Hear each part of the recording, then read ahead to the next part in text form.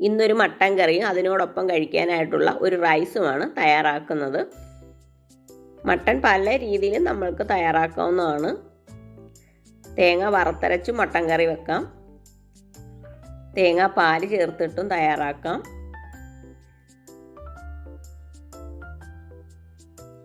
വൃത്തിയാക്കിയ mutton ഒരു കുക്കറിലേക്ക് എടുക്കുക.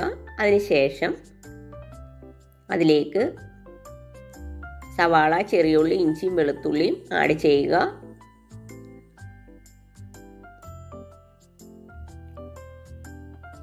പച്ചമുളക് ആഡ് ചെയ്യുക.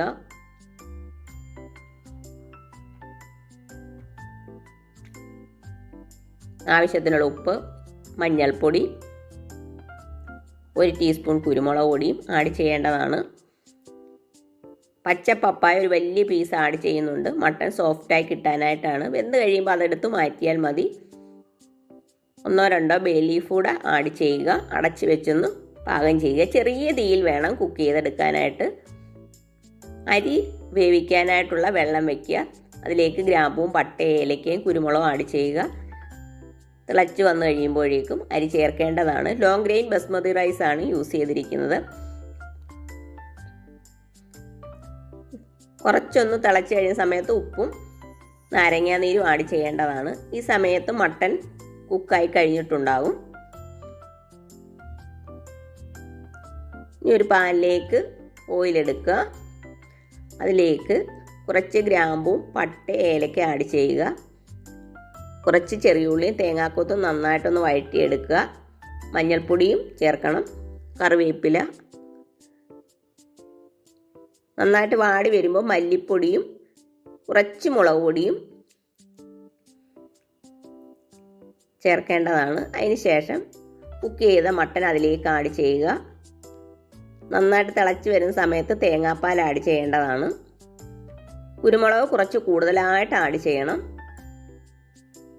ഇനി ഗരം മസാല ആഡ് ചെയ്യേണ്ടതാണ്. ഈ ചെറിയ തീയിൽ അങ്ങനെ ഒന്ന് കുക്ക് ചെയ്തെടുക്കുക.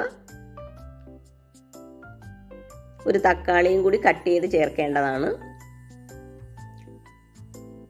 എപ്പോഴും ചെറിയ തീയിൽ വേണം പാകം ചെയ്യാനായിട്ട്. നന്നായിട്ട് തിളച്ച് കുറുകി വരുമ്പോൾ 1-ാം പാല് ചേർക്കുക. ഫ്ലെയിം ഓഫ് ആക്കുക. കുറച്ച് കറിവേപ്പില ആഡ് ചെയ്യുക. റൈസിൽ ആഡ് ചെയ്യാനായിട്ടാണ് കുറച്ച് ക്യാരറ്റ് ഒന്ന് ഇതേപോലെ കട്ട് ചെയ്ത് നെയ്ക്കകത്ത് ചെറുതായിട്ടൊന്ന് വഴറ്റിയെടുക്കുക. അതിലേക്ക് പറങ്ങാണ്ടി മുന്തിരിങ്ങയും ചേർക്കേണ്ടതാണ്. വെന്ത റൈസിലേക്ക് കുറച്ച് നെയ്യൊന്ന് ആഡ് ചെയ്യുക.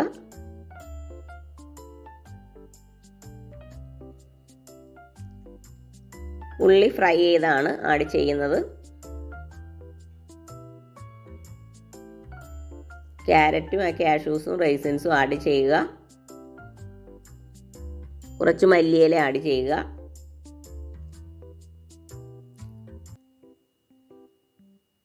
ഓക്കേ.